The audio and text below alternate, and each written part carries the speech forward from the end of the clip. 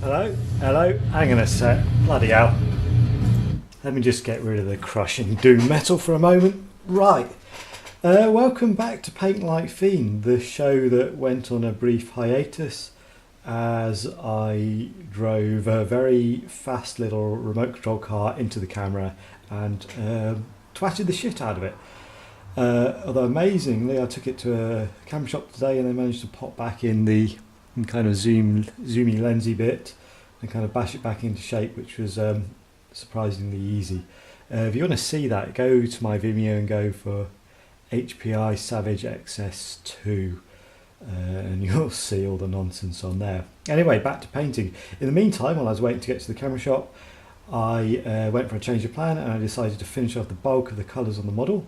Done in the same way as before, as you can see here. So I did all the flesh, all the leather at the back, all the gold armour trim, all the blue armour, and I'd like to say, yeah, I just used the techniques I showed you guys last time. It went really smoothly, and yeah, these techniques are great stuff, which it sort of did, but it still took bloody ages to do because there's a lot of trim, there's a lot of armour, there's quite a lot of flesh. It took a long time, which is a bit tedious. But if this sort of thing ends up happening to you, you know, you work out some nice techniques and stuff and it just takes too long to paint it all over a model, see what you can trim down, see what stages you can cut out. You know, you might be able to miss a shading stage and rely on the wash, miss one of the highlight stages and rely on edging, something like that. You can always trim the stages down and see what you can do. So I'm back. I was going to finish off the horns in advance, but I decided to do them on camera because you might appreciate that. So horns on this model, they've got a little bit of a sculpted groove in them, but other than that they're fairly smooth. The odd notch, which is a nice touch. Games Workshop tend to do these by painting some very fine lines running down the horns, including the shading bits. I tend to just rely more on like a normal highlighting on this, going a little bit towards the top of it, fading out a little bit towards the end, and then put some fine lines when I'm kind of drawing the highlighting to an end at the tip of the horns. So I've already rebasic coated these in a brown, and I have washed them in Agrax Earthshade. They're quite a smooth area to take a wash, so I was kind of careful, just going to push it towards the join with the helmet. But that gives a little idea where that kind of crease goes and a little bit of shading in the recesses. So I'm going to do some more shading now and then work on the highlighting, and hopefully this will show you how horns can work.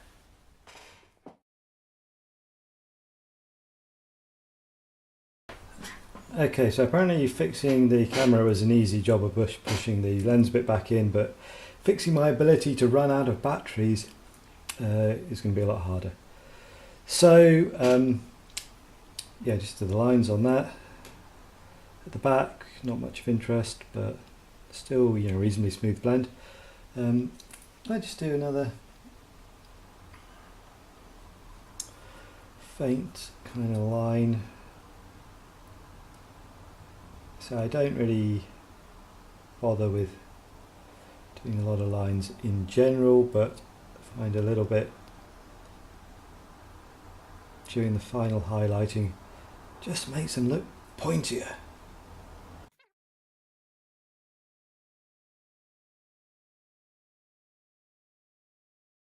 Pretty pleased with that. Actually, that one's looking good. It's got quite an edge to it. An edge, a point, you know what I mean.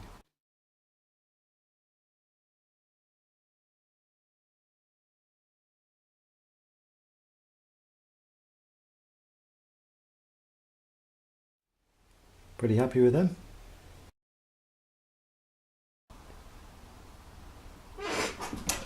Just call me Fiend, Slayer of camera batteries. Okay, the big throbbing, pulsing purple thing. Thought this would be a good one to do, although it's still more flesh. There is a distinct colour fade on it, and we're painting a different colour as well. I want this to be a reasonably prominent part of the model because A, he's looking at it, B, he's holding it, and C, it's a nice Tzeentchian purple. So I've rebase coated this, as before, used a few different mixes of purple and the normal flesh base colour to get a sort of pre-transition along there. Now I'm going to do the usual washing But what I'm going to do is I'm going to do the same thing. I'm going to start with a standard kind of flesh wash, which is a mixture of brown and open flesh, and then I'm going to add a bit more purple and a bit more purple until it's pure purple wash at the end.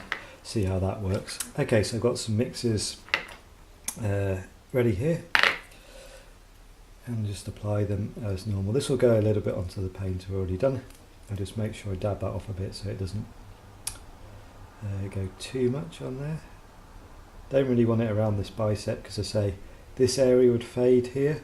The bicep, that's such an abrupt transition. You can't see the jaw, you can't see where it would fade because that's underneath his bulging muscles.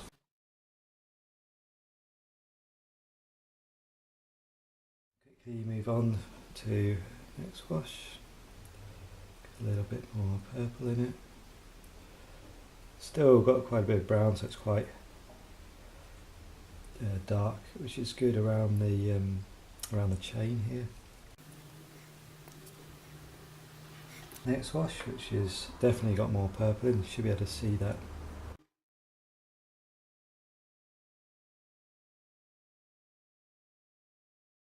And then the final wash straight out of the pot, pure purple.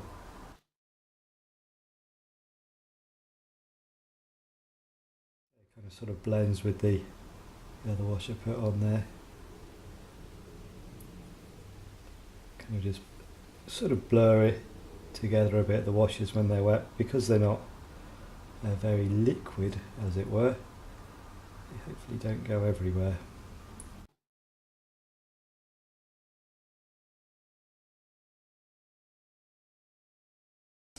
Right, the wash eventually dried, so now it's time to do a bit of controlled shading on this. This is going to be a sort of fairly free-form process because I don't really know what colours will work until I apply them, because this is going from quite a spectrum of colour there. So I'm going to start with a dull grey up near the flesh end. The flesh here I used a slightly paler grey on. This is slightly darker. Again, just making sure any recesses are well shaded anywhere sort of underneath.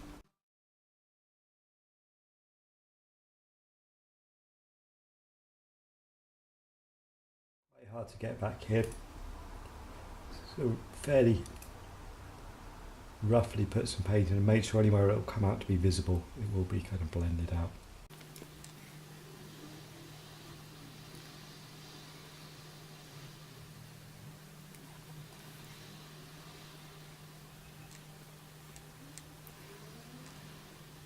Just mixed a bit of a black and purple to the grey.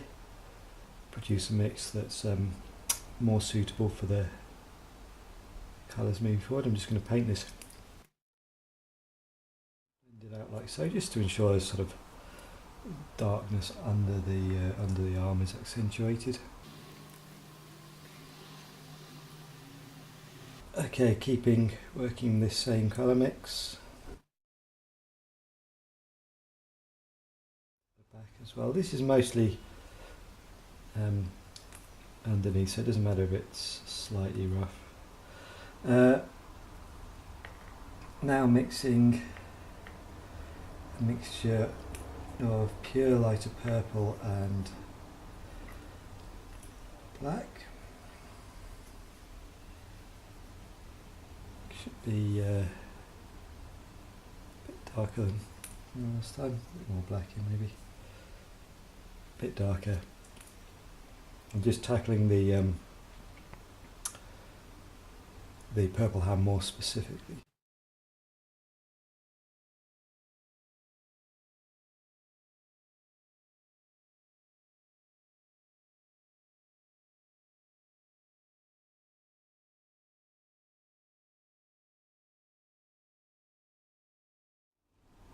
And make sure these fingers are well defined. Didn't really need to do this on the other hand because it's not as prominent and it's smaller.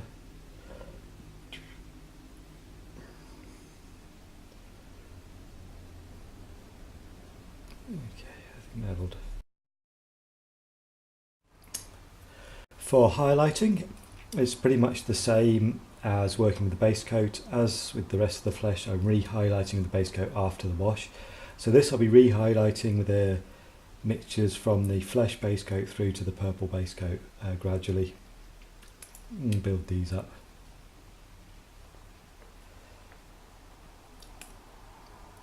So starting off with the pure flesh.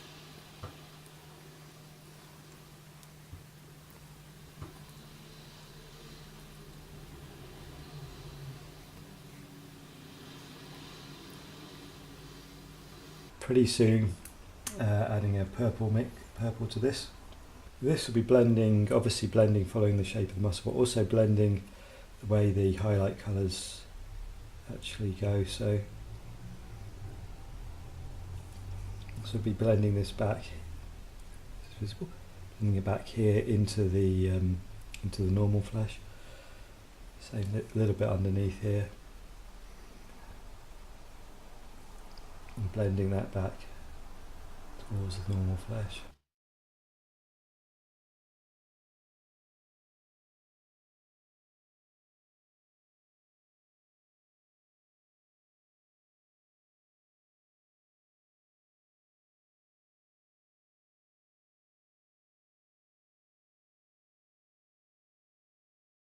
Now I did more purple to the mix, and I'm working along. Again, blending that back in as best I can.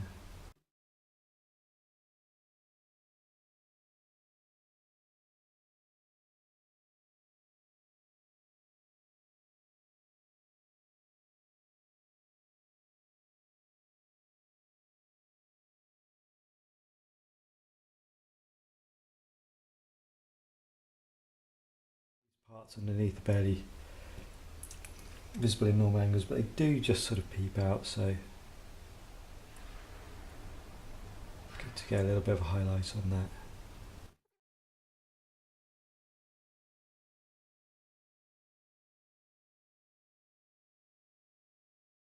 It's quite tricky with these veins. And now finally onto pure purple for the fingers.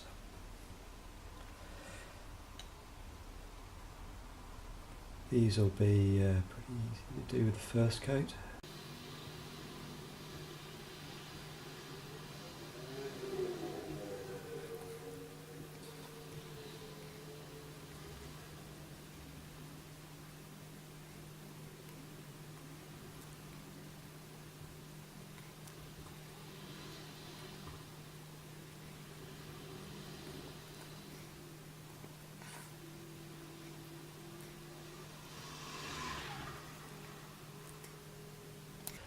Okay, so what I'm going to do is I'm going to repeat this process with further highlighting. I'll be adding a Pallid Witch flash to this. I say I'll keep blending the two, the purple and the flesh colour, a bit of Pallid Witch flesh in both. Then I'll end up with pure Pallid Witch flesh on the flesh and a mixture of the Pallid Witch flesh and the purple on the hand. I won't film this bit because it's pretty much the same process. I'm trying to fit two things in this video. And I'll get back and show you kind of finishing off the arm. Right, I pretty much painted the flesh on the purple arm. It did take quite a while because I was just struggling to get the blends right and stuff. What I'm going to do is I'm going to do a few glazes on this to enhance the purple, then I'm going to paint some of the details on it. What I've done first is I've actually painted a little bit of thin black around the nails already. That's in case when painting that, if I went over onto the white, or the pale highlight there, I could repaint it easily. If I do glazes over the top and it tones it to a richer purple, it'll be harder to retrieve that colour. So what I'm going to do now is I'm going to get a very thin glaze of paint. I'm actually going to use an ink for this. I'll show you the ink. Here it is, super strong colour. You could just use thin down paint, or you can pick up these inks readily. Yeah, I think Games Workshop Blue, they call them glazes. You could mix the red and the blue out of that. Now what I'm going to do with this is I just want to bring some colour back to this, but I really don't want to change the highlighting and shading too much. So I'm going to get this ink, like so, put a little bit here, I'm going to thin it down, I'm going to thin it down some more, I'm going to thin it down a bit more, and I'm going to thin it down again, and again, until I'm going to thin it down even more. Really want this really thin here. And what I'm going to do is I'm just going to paint this over this area, and if I find that I can control how much colour I'm building up here. So if I paint this on here, I'm actually going to bring it back onto the arm a bit as well. I don't want it to pool too much. So avoid any pooling. Pools too much, you probably have too much on your brush, so don't do that.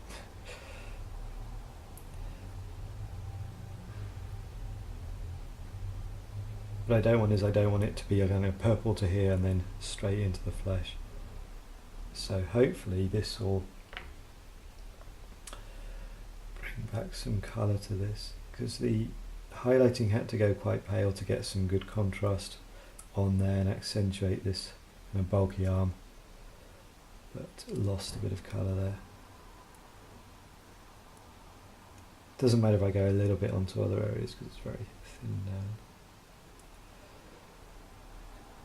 Let that dry, do it again. Okay, I've let that glaze dry. I've actually thinned it down even more. Really want to be very controlled with this. And the same thing again. Just go over it. Barely tints the colour, so you build it up slowly, but this, because it's so thin, so dilute, kind of should keep the highlighting and shading fairly intact. This one I'm going to do over again, the whole model, the whole arm, and bring it back a bit up here. If it pulls in the recesses on the arm, because I've thinned it down a bit more, that's kind of okay. I'll just kind of bring the colour up, give her the idea that the arm is kind of like a continuous mutation, I guess. After that, I've let this dry. Even do a little bit on the bicep there. After I've let this dry, I'll do a few more glazes focusing on the hand end here. As I say, I've gone a little bit paler than I wanted that, so I want to bring back the colour in it. Okay. Right, I finished off the glazing on that. It's still not quite as vivid as I hope, but that is, I guess, the perils of kind of highlighting it. But it's okay. The colour fade, I think, is quite nice on the side. It's certainly purple. Now just finish off the little details on here. These details which I think you're allowed to be scared of because they are a little bit more fiddly. It's kind of bone and nail type details. So you've got these kind of spiny bits here underneath, and his talons there, claws, fingernails, whatever they are. With these I'll just stick to standard bone colour, it just stand out nicely against the purple. The main difference this time is I'll be using a much finer brush, the Winsor & Newton, to apply the base coat, because obviously these areas have been carefully painted. I don't want to screw up the paint. I already did a faint black line, thin down black paint around them to provide some definition. So when you do paint like this, you leave a little bit of the black line there, or dark brown, whatever colour it is, and that provides a little bit of a distinction from the surrounding materials. I already did these on the flesh in the same way. One thing I did do after finishing the glazing was I immediately varnished the fingers here. They took quite a long time to shade and highlight, and I didn't want my grubby paws scraping off any more paint off those. So for me it's a necessary evil. Obviously it does change the kind of texture of the surface a bit, and people may not like it, maybe fills in a bit of detail, what have you, but it can be useful. The trick here is not to leave too much of a black line. If you leave too much, it looks artificial. If you go up and just leave a very fine line, that'd be like almost a gap in the materials there. It looks more natural.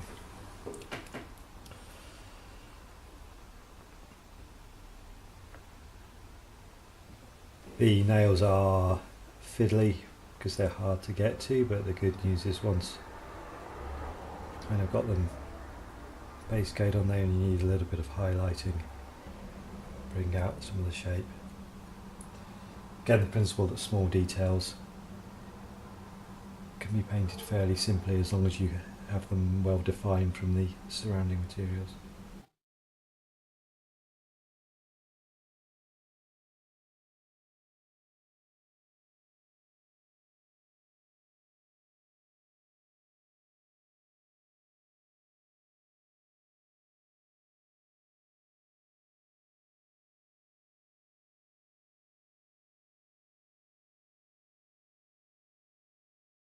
I'm not going to claim this bit is fun. They are small details and they're kind of tucked away in the hand. Hard to get to, noticeably hard to get to. Obviously you could have done this with the hand off, which would be slightly easier, but they're still kind of curled around. So you've just got to, the only key here is patience. Kind of keep building up the colour, try not to go too far into the recesses.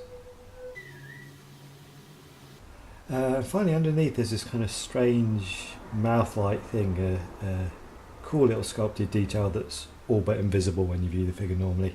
It's a bit strange, but there we go. Won't need very much detail down here because it's well hidden. If this was more prominent on an upper surface, maybe want to paint the inside of the mouth a different colour or give it more attention.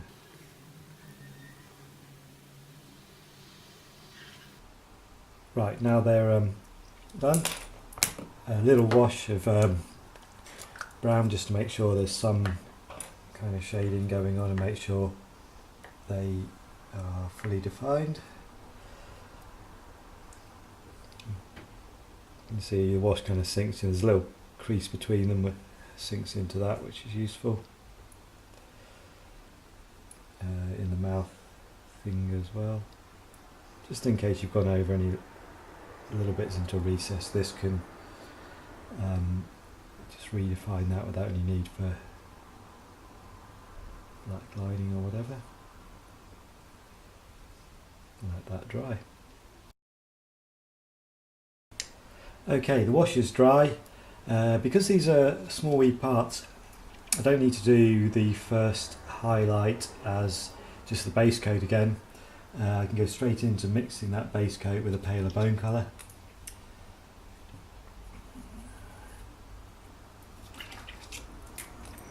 So I've done that. I'm just going to apply it pretty much the same way as the horns. Sort of a bit of a line on top and then make sure it's blended a bit towards the base. Obviously the wee ones, good luck if you want to blend something that's about 1/4 of a square millimetre. I'm not bloody doing it. So yeah, blend if you've got the space to do so, otherwise just layer or line whatever seems suitable. Something like this thumbnail up here, put a bit towards the tip and then blend that back a bit. It really depends on the size of the area and how prominent it is.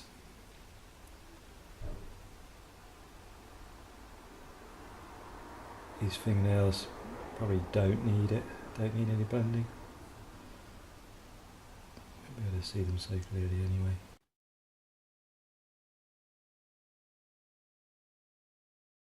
Then into the normal bone colour. These I'm just going to paint fine lines on, I think.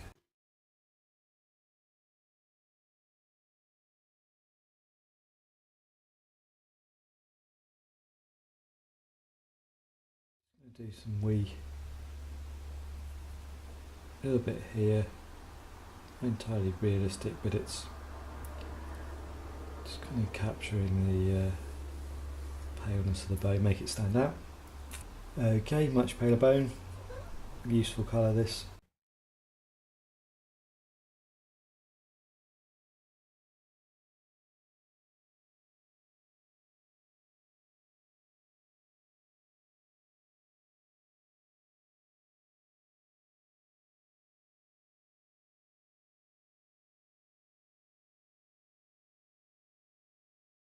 Got to do the little teeth things, so I'll do them. Really not so important because they're tucked away underneath, but just in case they're spotted. Again, some of these is very simple to do for quite a decent result quickly. Because they're underneath, they'll just go straight into the pale bone. Again, you don't need a lot of painting on this. So that is, you turn it up, it is sort of something weird's going on. Teeth in your hands is pretty weird.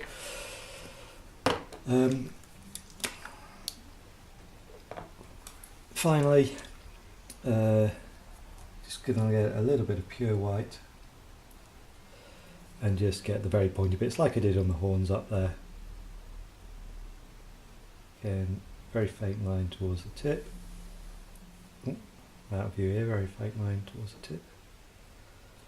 Like so. Just put a little dot on the top of these ones. I'll do that for the thumb as well because that's pretty prominent.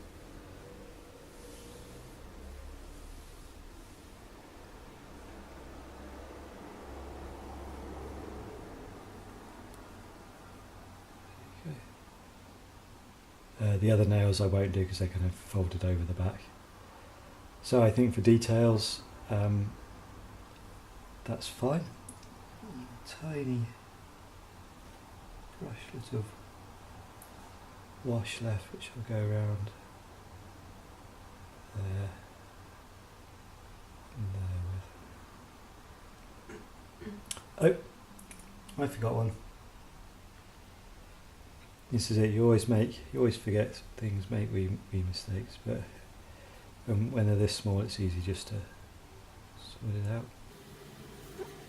These are not entirely, they don't really stand out much, but because they are there, you don't want it to look like an unfinished bit of purple. You want it to look like some strange little feature on the arm. Okay, that'll do. I consider that arm finished. So last full thing I'm going to do is the sword there.